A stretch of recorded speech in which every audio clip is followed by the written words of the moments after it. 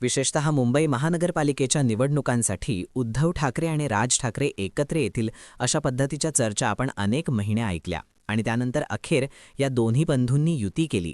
पण या दरम्यानचा काळ हा प्रचंड संभ्रमावस्थेचा होता, कारण उद्धव ठाकरे आणि राज ठाकरे हे अधिकृतपणे घोषणा करत नाहीयेत किंवा तसं काही स्पष्टपणे सांगितलं जात नाहीये। म्हणजे नक्की हे भाऊ एकत्र येणार आहेत का, असा प्रश्न आपल्याला सगळ्यांनाच पडलेला होता। आणि या दरम्यानच्या काळामधल्या घडामोडी जर आपण पाहिल्या तर महायुतीकडून राज ठाकरेंना आपल्याकडे खेचण्याचे अनेक प्रयत्न झाले, असंख्य प्रयत्न झाले। पण राज ठाकरेंनी उद्धव ठाकरे यांच्या सोबतच राहण्याचा निर्णय घेतला आणि ही लढाई उद्धव ठाकरे यांच्या साथीनं लढण्याचं राज ठाकरेंनी ठरवलं। अधिकृतपणे त्याची काही दिवसांपूर्वी घोषणा झाली आणि जागा वाटप झालाय, उमेदवार आता ठरलेले आहेत, उमेदवारी अर्ज भरले गेलेत। या युतीमध्ये मनसेच्या वाट्याला 53 उमेदवार आलेत। या 53 उमेदवारांना राज ठाकरेंनी आज शिवतीर्थावर बोलावून काही सल्ले दिलेले आहेत, काही कानमंत्र दिलेले आहेत आणि ते सध्या प्रचंड चर्चेचा विषय ठरतो। राज ठाकरेंनी आपल्या गेल्या काही महिन्यांच्या अनुभवांवरून आपल्या उमेदवारांना नेमकं काय सांगितलं, महायुतीच्या दृष्टिकोनातून कशा पद्धतीनं सावध केलाय आणि नेमकं शिवतीर्थावर आज काय काय घडलं, सगळं आपण पाहूया आजच्या या व्हिडिओच्या माध्यमातून। लगेच व्हिडिओला सुरुवात करूया। सुरुवातीला एक महत्त्वाची आठवण, तुम्ही जर अजूनही आमचं चॅनल सबस्क्राईब केलं नसेल तर ते जरूर करा। तर झालंय असं की मुंबई महानगरपालिका सगळ्याच महानगरपालिकांची निवडणूक आता अवघ्या 15 दिवसांवर आहे। उमेदवारी अर्ज भरले गेले आहेत, उमेदवारी अर्जांची छाननी सुद्धा झाली आणि आता प्रचाराची जी काही तयारी आहे ती सुद्धा सुरू झालेली पाहायला मिळते। आता या सगळ्यामध्ये उद्धव ठाकरे आणि राज ठाकरे यांनी एकत्र येण्याची अधिकृत घोषणा केली। आपलं जागा वाटप हे अगदी शेवटपर्यंत गुलदस्त्यात ठेवलं। पण आता 53 उमेदवार मनसेचे आहेत हे तर आपल्याला समजलंय, ते उमेदवार कोणकोणते आहेत तेही आपल्याला समजलंय। आणि या सगळ्यानंतर उमेदवारी अर्ज वगैरे भरले गेल्यानंतर आता निवडणुकांसाठीच्या शुभेच्छा आणि काही सल्ले देण्यासाठी आज आपल्या 53 उमेदवारांना राज ठाकरे यांनी शिवतीर्थावर बोलावलं होतं। यावेळी त्यांना शुभेच्छा देताना शर्मिला ठाकरे यांच्या हस्ते त्यांचं औक्षण सुद्धा करण्यात आलं। आपल्या सगळ्या मनसेच्या उमेदवारांचं राज ठाकरे आणि त्यांच्या कुटुंबाकडून औक्षण करण्यात आलं आणि त्यानंतर राज ठाकरे यांनी सगळ्यांना एकत्र बसवून काही सल्ले दिलेत। आणि हे सल्ले खरं तर राज ठाकरे यांचे गेल्या काही महिन्यातले जे काही अनुभव आहेत त्यावरून दिले गेलेले आहेत। मी सुरुवातीला म्हटलं त्याप्रमाणे की अधिकृत घोषणा उद्धव ठाकरे आणि राज ठाकरे यांची होईपर्यंत मधल्या काही महिन्यांमध्ये साधारणतः 4 ते 5 महिने या सगळ्यासाठी गेले आणि या महिन्यांमध्ये प्रचंड संभ्रमाचं वातावरण होतं। आपल्यालाही प्रश्न पडला होता की खरोखरच युती अधिकृतपणे होणार आहे का? आता आम्ही तर ठामपणे सांगत असतो की होणारच आहे किंवा होतो, पण तरीसुद्धा अनेक प्रयत्न हे महायुतीकडून राज ठाकरे यांना आपल्याकडे खेचण्यासाठी झाले। महायुतीचे अनेक महत्त्वाचे पक्ष, शिंदेंची शिवसेना असेल, भाजप असेल, त्यातले अत्यंत महत्त्वाचे नेते या सगळ्यांनी राज ठाकरेंना महायुतीमध्ये घेण्यासाठी प्रचंड प्रयत्न केले। इतकंच काय तर वैभव खेडेकर ज्यांना मनसेतून ज्यांच्या अकालपट्टी झाली होती आणि ज्यांना भाजपमध्ये प्रवेश करायचा होता, त्यांचा प्रवेश ठरून सुद्धा अनेकदा तो नाकारण्यात आला किंवा तो थोडासा पुढे ढकलण्यात आला। याचं कारण राज ठाकरेंची नाराजी ही भाजपला घ्यायची नव्हती। अगदी मी तुम्हाला सांगते, अधिकृत घोषणा व्हायच्या आदल्या दिवशीपर्यंत राज ठाकरे यांच्या विरुद्ध कुठलेही महायुतीचे नेते काहीही बोलत नव्हते। उद्धव ठाकरेंवर टीका होत होती, पण राज ठाकरे यांना एक सॉफ्ट कॉर्नर दिला जात होता।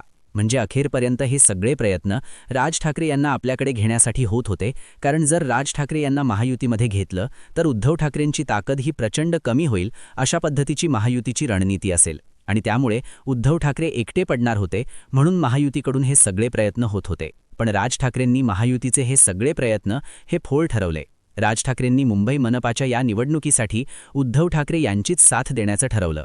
खरं तर 18-20 वर्षांपासून मराठी माणूस मुंबई, महाराष्ट्र ज्या गोष्टीची वाट पाहत होता ती गोष्ट अखेर यंदा घडलेली आहे। राज ठाकरेंनी आता हा निर्णय घेतला, पण मग त्यानंतर उमेदवारांना त्यांनी आज काय सांगितलं तो महत्त्वाचा मुद्दा। तर राज ठाकरेंनी उमेदवारांना असं सांगितलं की तुम्हाला खूप आमिषं येतील। या दरम्यानच्या काळामध्ये पैशांची अनेक आमिषं दाखवली जातील किंवा विविध आणखी काही वचनं किंवा आमिषही तुम्हाला महायुतीकडून किंवा विरोधकांकडून दाखवली जातील, पण त्या कुठल्याही आमिषांना बळी पडू नका।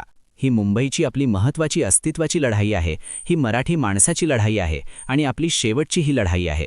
त्यामुळे ती निकरानं आणि प्रयत्नांची पराकाष्ठा करून लढा, अशा पद्धतीनं राज ठाकरेंनी आपल्या उमेदवारांना कानमंत्र दिला। राज ठाकरे म्हणाले की तुम्हाला खूप आमिषं येतील, जशी मलाही आली, पण मी त्या सगळ्यांना म्हणजे ती आमिषं देणाऱ्या सगळ्यांना पळवून लावलं, असं सुद्धा राज ठाकरे यांनी यावेळी सांगितलं। यावरून त्यांनी हे स्पष्ट केलेलं आहे की महायुतीकडून त्यांना सातत्यानं आपल्यात घेण्याचे किती प्रयत्न झाले असतील आणि ते सगळे प्रयत्न त्यांनी निष्फळ ठरवले। महायुतीचे. आता बघा, यासोबतच राज ठाकरेंनी आणखी एक मुद्दा उपस्थित केला, तो म्हणजे बोगस मतदारांचा. खरं तर महाविकास आघाडी ही सातत्यानं बोगस मतदारांच्या या मुद्द्यावरून लढते आहे आणि अगदी निवडणूक आयोगापर्यंत ते सगळं प्रकरण गेलं, पण ते काही निकाली निघालं नाही. आता त्या संदर्भामध्ये आपल्या मनसेच्या उमेदवारांना आणि कार्यकर्त्यांना सूचना देताना राज ठाकरे असं म्हणतात की प्रत्येक बूथ बाहेर आपले 10 ते 15 जण तरी असायला हवेत. तिथे काही बोगस मतदान होत आहे का, काही बोगस मतदारी येत आहेत का, या सगळ्यावर लक्ष ठेवण्यासाठी. आणि जर असा कुठलाही बोगस मतदार तुम्हाला सापडला तर त्याला तिकडेच फटकावून काढा, असं सुद्धा राज ठाकरेंनी सांगितलं. आता राज ठाकरेंची ही आक्रमक शैली ही निश्चितच सर्वांनाच आवडते, म्हणजे सर्वसामान्यांना आवडते आणि अर्थात मनसे सैनिकांना तर ती आणखी ऊर्जा देते.